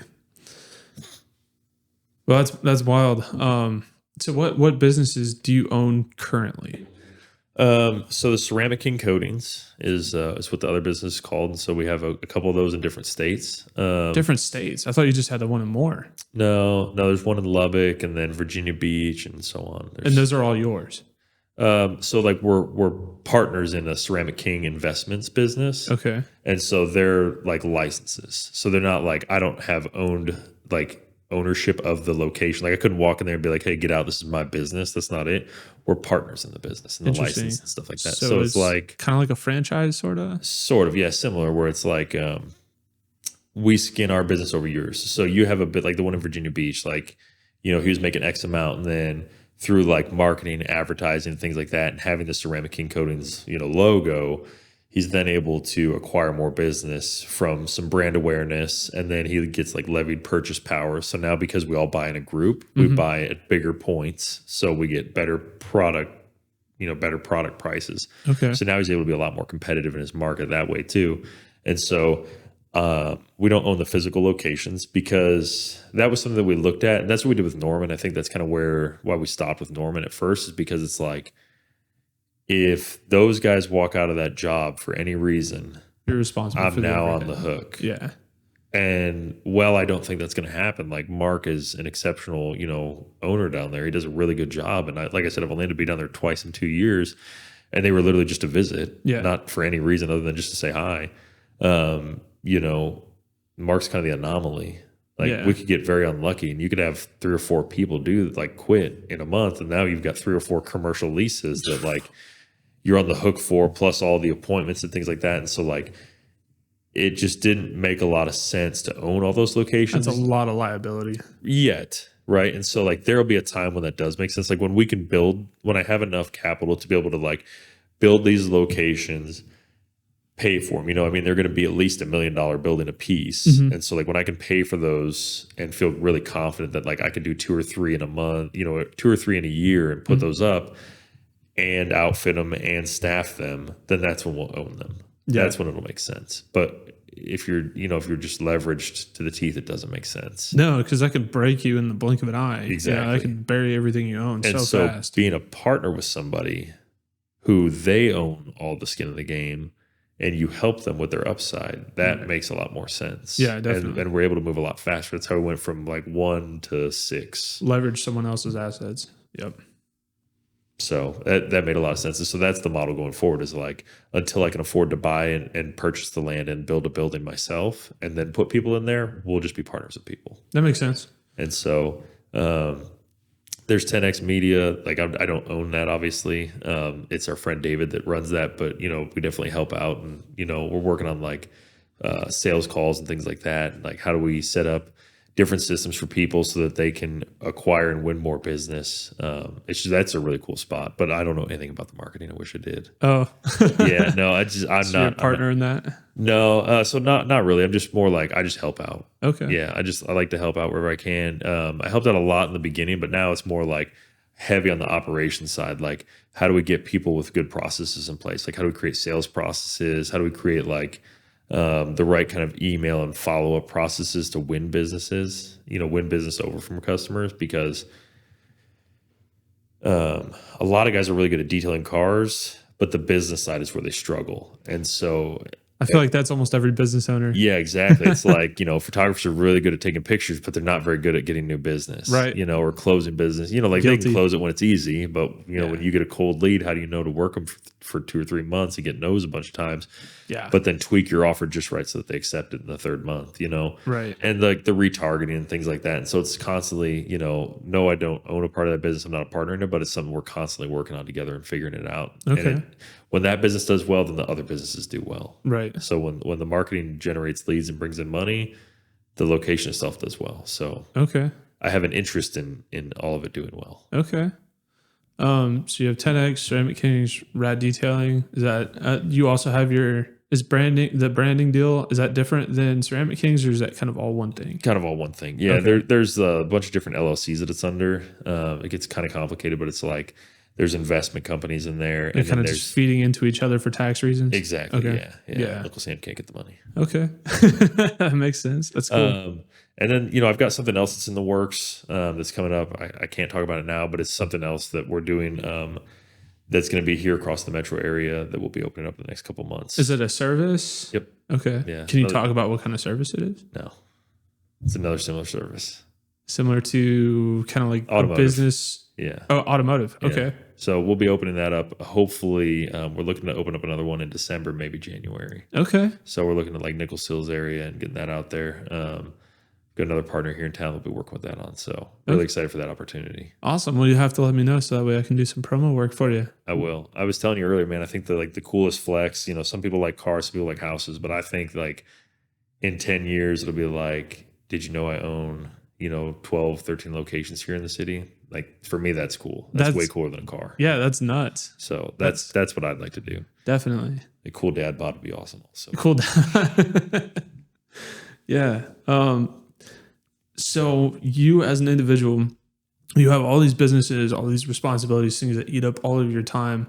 What do you do for a hobby? Do you have hobbies? No. No. I work out. That's not a hobby. That's maintenance. Yeah. So like I go to the gym every day. Sometimes like in the cooler months, I work out twice a day. I'll like do something outside, something inside. Mm-hmm. I really don't do anything for myself, man. And that's like slowly become like an area of conversation with my wife and I is like, I don't do anything for myself. And it's not a problem now, but like if not maintained properly, at some point it could be. Yeah. I'm starting to travel more with my family.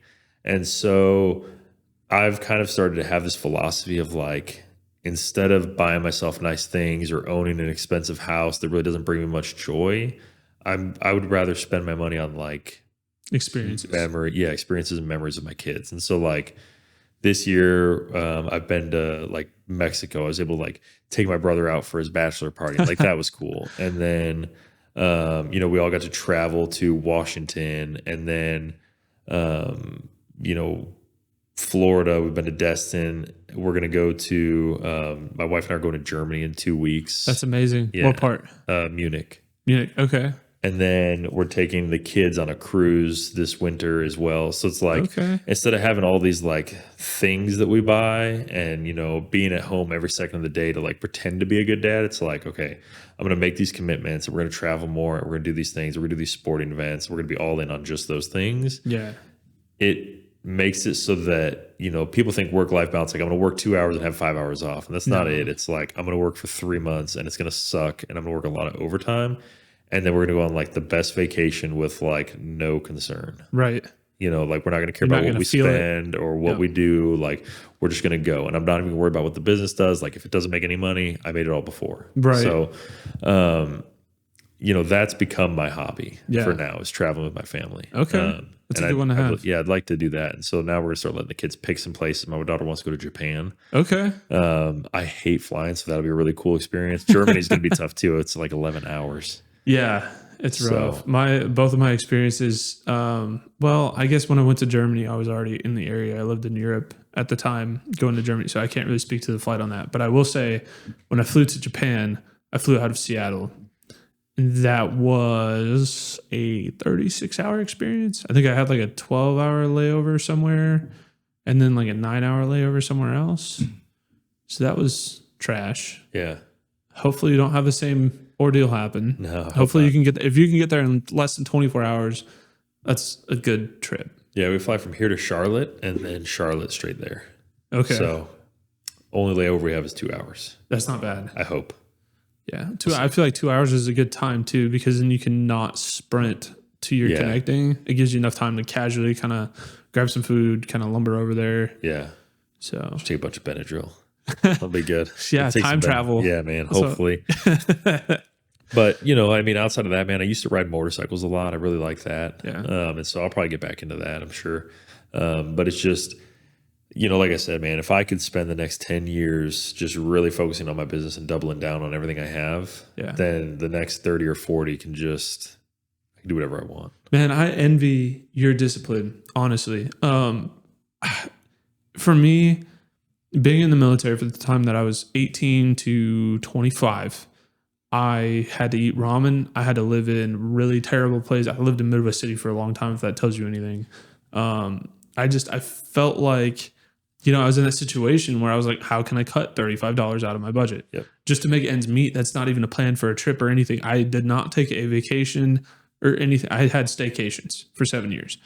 And so now that I'm in a much better position, I have this internal dialogue of, you know, I went without for so long. Like, I deserve this. You know, I'm winning now. So now I get to enjoy these things instead of living minimalist and doubling down. So it's like I'm kind of hurting myself and living that way, but it's hard when you've had nothing and you've been forced to live that way. And now that I know that I can live how I want to, it's hard to do that deliberately. And not necessarily, you know, like live in a rundown apartment or things like that, but just forego the nicer things to reinvest. That's really hard to do deliberately when you know you have the means to essentially have whatever you want. It's going to stretch you a little bit thin. Like, I have a $1,100 truck payment. That sucks. Yeah. You know, I could easily pay cash for a truck and be fine.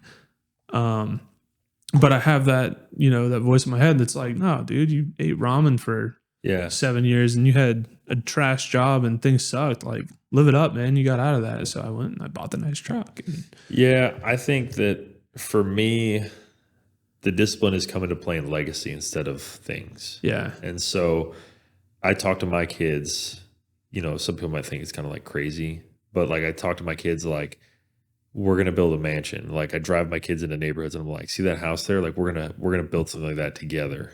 And I might not be the person that makes it in my family, but my kids will be at least. Yeah. And so I don't know if I'll ever make it to be, you know, where I want to in life, but I'm going to push myself as far as I can. And then I'm going to throw my kids up to, you know, over the ledge. Okay. Because, you know, the conversation I have with them now is like, there are always winners and there are always losers, and you have to play to win, not to not lose. Right. And so like, you have to play aggressive, and, you know, all these like weird mantras that I try and teach my kids of like how aggressive they have to be and how they have to work hard. Playing to not lose is how you breed complacency. Exactly, man. Yeah. And so that's like, I'm the dad on the side. Like, I don't yell at my kids, but like, you know, we have at sporting games, we have like a sideline conversation where like that one dad shouting at his kid, like, get in there, be more aggressive. When I'm talking to my kid, I'm like, hey, look, you're playing not to lose. You have to play to win. Yeah. That means you have to be aggressive. You have to push it. You have to get a flag. Give everything you have, or just go sit in the damn car. Yeah, exactly. And so, you know, I talk to them about that in life too. And, you know, we talk about losers in life, man. And, you know, and I'm candid with them. I've been a loser. Yeah. And I just don't want to be a loser. And like, what makes a good man is something I'm super worried about teaching my son, because today it's a sad place for a lot of men.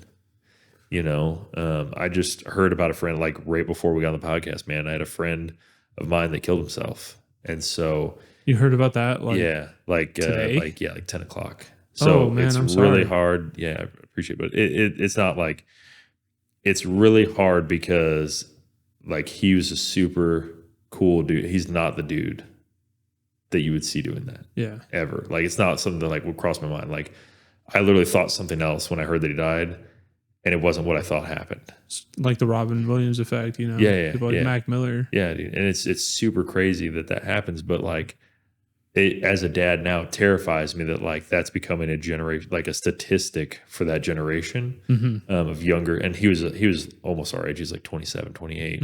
But I mean, like for our kids' generation, that gap or that statistic is just going to grow. And so I think as men tend to start to feel a little bit more lonely, like I'd want my son to know, like, you have to, you know, you can't do those things. Like you have to have honor and duty and legacy and things like that. And you have to have a bigger vision than something. There has to be a vision to where you want your kids to go. Right. And so while he's a kid, I'm trying to teach him, like, you need to be thinking about your legacy. And that's really far out now. But like, if he starts thinking that, hopefully by the time he's our age, you know, he'll be 10 times where I'm at now. And that's my only hope. Yeah. I mean, if you can teach them to value and see what you've built and really appreciate every dollar that's been worked for to put into that, and hopefully give them the knowledge to run things as you have, you know, I feel like that is an integral part of true generational wealth, you know? Like you have the Dan Bilzerian people who you give them everything in the world and they just go piss it away. And then you have people who take the tools that their parents gave them, you know, people like Ivan, and they figure out how to kind of play what they've been given at an exponential rate, and then they can have anything they want. Yep. You know, so you have to hope and pray that, you know, you can lead a horse to water, you know, but hopefully the kids do right by us. I think that's the only thing out of my life, man. If my kids do way better than I do, you know, I tell them that all the time. Like, hey man, you have to beat me. I'm gonna set the bar really high for you, but you're gonna have to beat me. Yes. And so like right now you can't, because like in, you know, sports or like we'll go swim or whatever. Like I tell them, like, you're not gonna beat me now. No. But you're gonna spend your whole life trying to catch me, and then eventually one day that trajectory is gonna change, and you're gonna hockey stick and pass me. Yep. Because we'll set you up. I'm currently with my son. He's 9. I've been fighting with him about laziness. Yep. And trying to show him the rewards of putting in effort and where that can get you. And I try to show him, like, after I bought my first house in the Grove, I had my Mercedes and my Corvette, my C7. And I told him, I said, look, I decide to wake up early every day to go to the gym and take care of myself. And then I try to book as much work as I can physically handle. And that puts me in a position to own a house and these 2 nice cars. I'm like, you don't just get these things. Life doesn't just give you these things. You have to get up every day, rip yourself out of bed, and you have to fight for the things in life that you want. And I try and incentivize everything that I can. And dude, with these kids nowadays, these iPad kids, like, it's tough, man. Dude, I'd try and throw them outside as much as I can and get them away from video games that just stifle the imagination. And I want to put him in a spot where he can feel the gratification of like hustling, I guess, so to speak. When I was a kid, I used to pick blackberries by hand and I'd go door to door and sell them. Dude, one summer at my grandparents, I think I made like $500. Yeah. I don't know if you've ever been a 12-year-old with $500. But I felt like the toughest kid, like the hardest kid on the block. I was like, I've worked and earned $500. Like, you cannot touch me. Yeah, I know that. Yeah. So I'm trying to get them hooked on that, and it's hard when they're 9. You know, it's like, what do you do? But yeah, I mean, we limit, and there's, you know, the tablets I think are a really tricky thing because our kids are going to live on technology more than we do, right? And so, no technology is not the answer. No. And so the wording I use with my kids is trying to teach them to self-govern. Yes. They need to understand that I'm not there to tell them not to be on their iPad. I'll set parameters for them. But instead of like when I know Maddox has been on the tablet for too long, I'm like, hey, dude, how long have you been on the tablet? He's like, I don't know. Like, look at your screen time. Yeah. Tell me how long you've been on your tablet. 2 hours. Like, okay, do you think 2 hours is a lot or a little?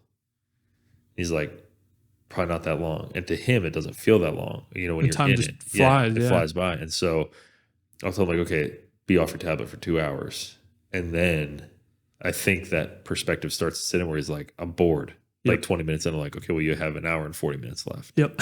Now you know how long 2 hours really is. Right. And so, you know, Jazz and I have said like, okay, there's certain times where like she has to teach a class or something like that because she does fitness and stuff. And so like he's out of childcare and he's just got to sit there for an hour and like, I don't know, man, I'm okay with it then. You know, like it's a tool at that point. If it's the pastime, whatever. Yeah. And so, but we have a rule where like they only get their tablets Friday night and then they get them Friday and Saturday. And then Sunday they go back and I take them again. Yeah. And so they have 2 days where they can have their tablets. Really like Friday at 5 on till, you know, Saturday night. And then we take them back. Yeah. And then that just kind of gives them a parameter of like, okay, during the week, you're not going to have them. You're going to go outside and play. And then when they are on them, it's like you have to learn to self-govern. You can't screen suck for like 5 hours. Right. It sucks. Our family operates very, very, very similarly. Yeah. Almost identically, weirdly enough. But yeah, it's smart people think alike. Hey, don't give me too much credit. Yeah, I don't think saying no to that stuff, because it's like even I'm guilty. I'll grind on Diablo 4 for a couple hours. I think shutting your brain off and kind of dissociating from the dystopia that we live in is vital to mental health. You know, sometimes you just got to get your mind off of work and get away from it for a period of time. I think that's healthy. Yep. And so I'm going to hold my kid to the same standard, but man, I'm trying to think of who I heard of or who I listened to recently who said this. I think it was a podcast or something I listened to. But they said if you pursue your escapes, if you dive into your hobbies, that will actively rob you of what you're working towards. Yep. If you're always watching football, if you're always playing video games, then you're not going to be in a position to be successful. Yep. You need to chase the success and use those escapes to occasionally dodge burnout. Yep. That's how it's meant to be. Yeah. And I've always grown up being that person that doesn't watch football at all. Same. I don't have the mental capacity for sports. But I also just feel like that's also led me to sometimes feel like the outsider, because it's like same. At some point, you know, I get around like a bunch of grown men and they're like, yo, what jersey are you going to wash this week in your laundry because your team lost again because you suck and all you do is scream at the screen and eat snacks and drink beer and look like a jerk, you know? Like, I just don't get it, dude. I don't get the appeal. I like going to sporting events. I like playing sports with my kids. Right. I don't understand like mindlessly following a dude's ability to throw a ball. They live vicariously through these people. Yeah, it's like they're get a life. Mourning their loss. I get it, you know, like you're, 12, 15 years out of college and you still got to wear your alma mater shirt and show up, you know, to your game. Everybody's going to come for me after this. I'm sorry. Savage. But I just don't get it, dude. It's like like you get to live one time, man, and you're going to put something on a TV over your kids, your time with your kids, your time with your wife, or even just, dude, get outside, like go see something and go do something. And like, if these people that were unhappy in their lives realize that if they spent, like, I'm not good at this, but like if you spent, the same amount of time that a football game is on, an hour a week on like a side business or something, your life would drastically change and you'd be so much happier. Winning is addicting. Or if you spend an hour going and talking to somebody. Yeah. Like I did this thing called like 75 Hard by Andy Frisella, like the Live Hard program. A lot of my friends do that. Charles, Kevin. Yep. Yeah. It's a great time. And so, one of the things you have to do in there is talk to a stranger. Interesting. I didn't know that. Yeah. So during the Live Hard program, one of the tasks is talk to a stranger. And I like that so much that now I just talk to people randomly. Like I just try and strike up a conversation with people because it's so fun. It's just like this. You never know what you're going to learn. You would be surprised. Like do it for a week, dude, and you'll be so surprised. The crazy looks you get when people are like, are you talking to me? And you're like, yeah, no, I was saying hi. And you're like, oh, I didn't realize you were saying hi to me. And it's so foreign, dude. It's so weird to people that like, they're like, oh yeah, no, dude, I am having a great day.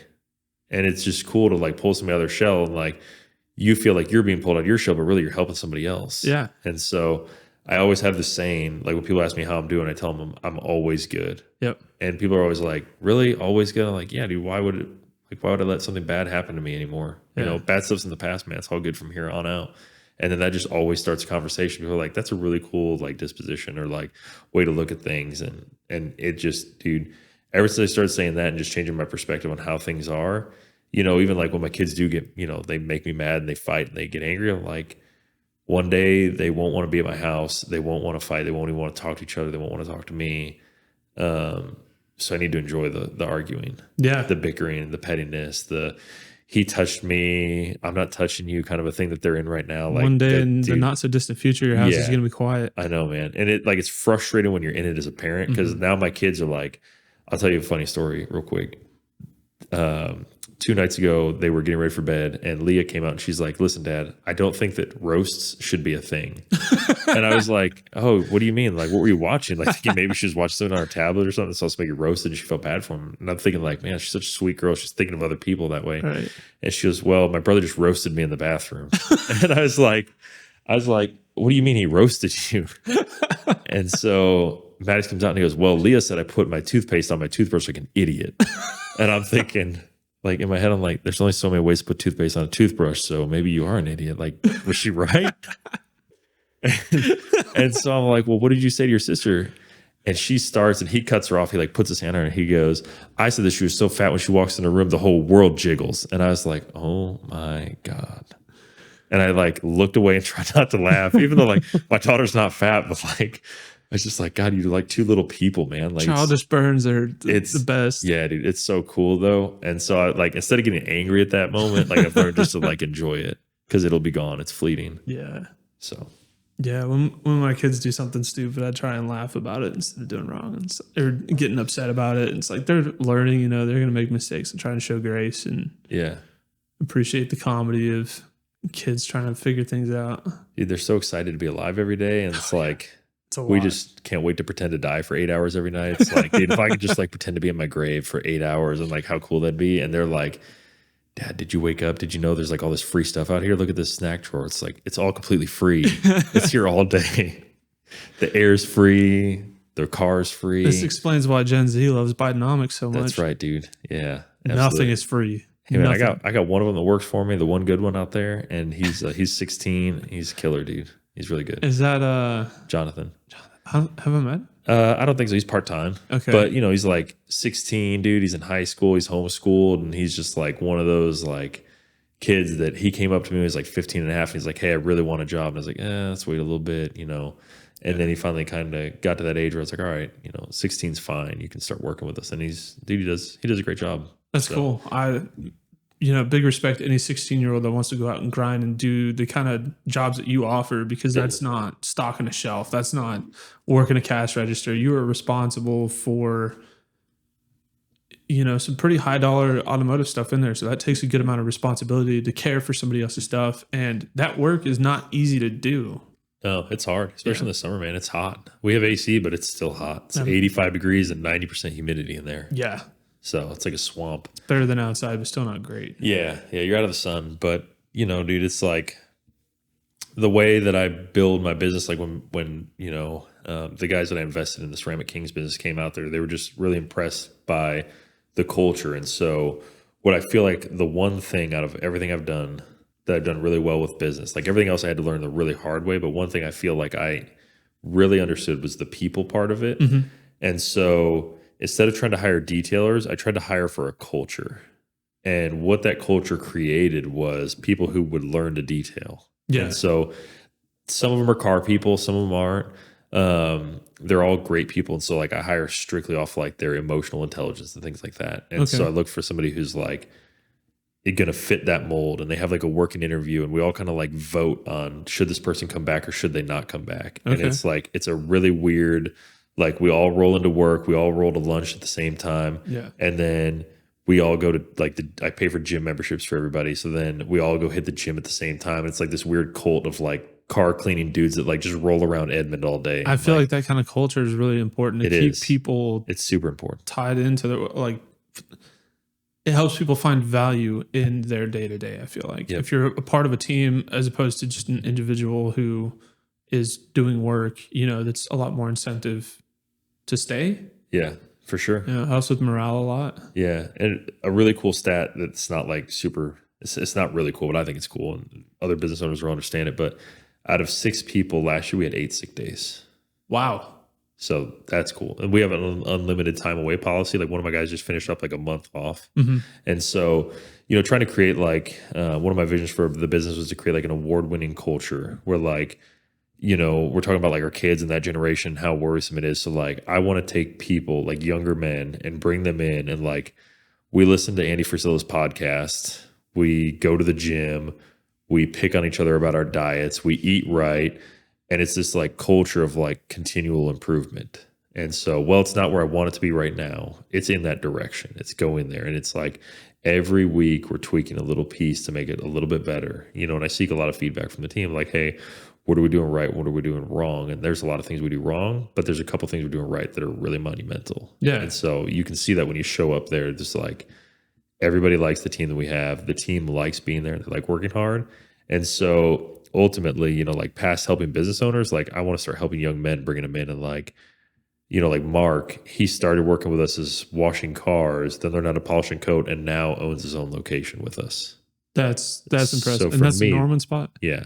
For me, that's the ultimate like legacy play for my family, is like to be able to bring younger generations in and turn them into small business owners and give them financial freedom. Yeah. Show them that there's more than just student debt and part-time jobs being a barista. Because what's going to happen is there's going to be a big shift in our culture. And a lot of people want to do the like Instagram famous, OnlyFans, YouTube, podcast, whatever. I feel like most people are fighting to be an influencer. Exactly. I don't get it. What's really going to be big in our kids' generation, because your kid, Harlow's 9, Maddox is 8, and Leah's 6. So they're all like right around the same age. Yep.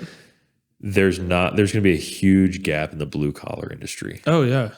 And when they're older, or maybe when they're in like their 30s or so, like people who do like air care, auto mechanics, cleaning cars, like that like blue collar service trade is going to be hurting big time at their generation. And so trying to teach my kids, like, you don't have to be a YouTube influencer to make money. No. This is where you're really going to get, like, the YouTube influencer makes money, but one day YouTube shuts down and they have no life skills. Yep. You learn how to build a business or run a business. I could go run a heating and air cooling business. I don't know anything about that, or like a car business or something like that. Like, now I know enough about business that I could go into one. I'm not going to be the best at it right away, but I have an understanding. And if you have the passion to, teach or share your wealth of knowledge with other people, if you have that and you want to be on YouTube, then run your business, build that, be successful in that, and then bring somebody on to run that YouTube side, and then you get even more revenue from that. It should be supplemental. That YouTube should not be your life. Right. And so I think that teaching a lot of people ask me, like, do I want my kids to take over my business? The answer is no. I don't want my kids to clean cars. I want my kids, like, my eventual business is to be a business that brings people in and helps them change their lives. Yeah. And so whether that's running their own business and, working with us and then learning how to run their own business, start their own operation, great. Or if it's, hey, we can help you out by taking over your business with our image and helping you that way, then great. So I want my kids to run that part of my business, the part that helps people. Yeah. Because that'll carry you a lot further than anything else. My biggest hope for my son is that he doesn't do what I did, in the sense where I, went into the military because it was an easy thing to do. I mean, yes and no. Like, obviously the process of basic training, tech school, all that is not easy, but the decision to do that and just kind of put my life on autopilot, I didn't have any idea for how to approach adulthood, or I didn't know anything about building businesses, or like that big picture vision just did not exist at all. Not to roast my parents, but that's not how they operate. And that wasn't taught to me. My dad did 30 years active duty and then another 10 or 20 civil service. So he was very much just a show up and do your best, collect your paycheck and go home. Yep. He didn't hustle. He didn't do any of that. He was incredibly frugal, saved every penny he made. Everything he had was 20 years old. And that's just how he lived his life. And he's built an immense amount of wealth. Like, it is crazy how dedicated he was to that lifestyle. Huge respect for that. But he never taught me to build anything of my own. It was just, get a government job and then just show up for 30 years and die. Yeah. Type thing. Well, to his defense, that worked. It did. Back yeah. then. It doesn't work now. No. Because inflation will outpace what you can save. Yep. And so I don't know if that'll change in the upcoming years or not. But if you just work a job I mean, just the cost of a house is like 3 times what your parents and my parents' generation paid for a house. Yeah. And And so income is still pretty comparable. exactly. Yep. And so that model just doesn't work anymore. Yeah. So what I'm trying to teach my son and my girlfriend's kids, hopefully too, in the future, if you can figure out kind of a trajectory of your life in adolescence, 16, 17, kind of just get a ballpark.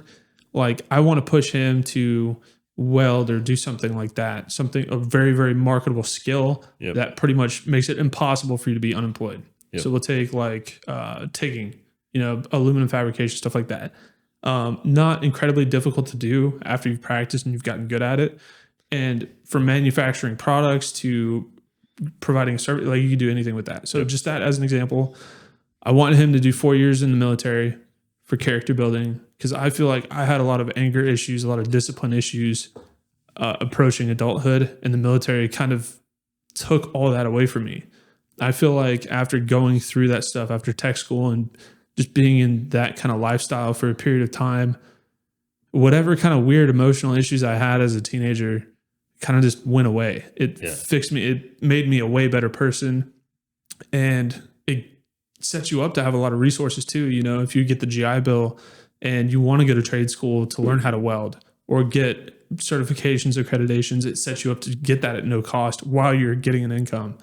So I want him to pursue that, find a trade, maybe work for somebody for a couple of years. And then I hope he starts his own business. Yeah. And I hope he builds that and hires people and instills good cultural values in other people and, kind of starts that path. Because I feel like if you can do that and you can stay consistent with a budget and keep, investing into the business, then you can't fail. Yeah, absolutely, man. I think that the hardest part, of being a parent right now is like, I didn't have a bad upbringing at all. Like we just didn't have a lot of money or anything, but I struggle between how much adversity should my kids have versus how great do I want to make their lives? Yeah. Because I don't want hard. I want my kids to have everything. Like my kids have been on more trips by the time they're 8 than I've been on in my entire life. Yep. And so excluding the ones I've been on with them. Right. But I think I went on probably 1 or 2 vacations when I was younger. And my mom was like a bartender and went to college so that she could get a good job. Dang. So like, it's nothing on my mom, but like, that's just the life that we lived. Right. And, my dad had, he got remarried and lived in a different state. And like, he had kids, my half brothers and sisters. And then my mom got married later on in life. But it's like, that adversity that I went through, whatever that looked like for me, was what made me into the person I am today and gave me the fuel to my fire for now. And so, like I want my kids to do that. But like you said, you want them to go into the military. Like that's a good thing to have, that adversity, even though it's hard. It's going to teach you how to live poor. It's going to teach you fitness, your health. I mean, there's so many good things about it. It's going to suck and it's going to be hard, but it's all the right lessons to learn in life. Yeah. And it's just, I think that's a big struggle for parents today, is like, they give their kids the tablet, they give them whatever they want. I'm hungry, let's go eat now. It's like, it's scary, man, because that adversity is what puts you into the position you're in today. And taking all that away from your kids is what robs them of what they could be in the future, I think. If you can figure out how to teach your kids that it feels good to work for gratification. Yep. I mean, it becomes addicting, and then, or to even wait, man. Like, how often have you found yourself arguing with your kid over like something's gonna take more than 2 days to arrive in the mail? Oh yeah, they're freaking out now. It's like, no, man, doesn't need to be now. I'm guilty of it too. I had to order something from Harbor Freight, and they're like, it's gonna be 7 days, and I was like, that's bull. If it interferes with work, that's something else. Like today, for example, I got a new line of cinema lenses in yesterday. The 2 that I needed for this podcast did not show up. They're showing up today. My adapter rings for those show up tomorrow. So I'm like, damn it, I want those Mondays so I can use those for this. Yeah. But I mean, those weren't the lenses that were going to take off 30 pounds, were they? Man, you don't need it. You already did that. Yeah, no. You already did it's funny, man, because like, you start getting to like body dysmorphia when you start getting into shape and you feel like The day you go to the gym is the day that you will always be too small. yeah, dude. I feel like right now I'm up 5 pounds. Like I really slimmed down and then I've kind of gone through like this bulking phase and like I'm a little fluffier than I want to be right now. Yeah. And it's like eating away at me. Where like I don't want to go to work. I don't want to do anything. Like I don't want to eat anything. I just want to work out and like run and like get rid of this weight as fast as possible. But like I got to remember it's still a process. Yep. But boy, it's hard. It is, especially when, you know, you're investing your time the way with your kids, your business, everything. Yeah. It's hard to stay consistent. And I find myself sometimes if I'm working some jobs like out in the field or whatever, I can't like pack a lunch. You know, I used to meal prep, but because I'm not shooting at exotic where I just have access to a fridge. Yep. It's sometimes I just have to figure out how to get food in my body so I don't pass out. And sometimes it's not great. Yeah. So it's I feel hard. that, man. It's hard.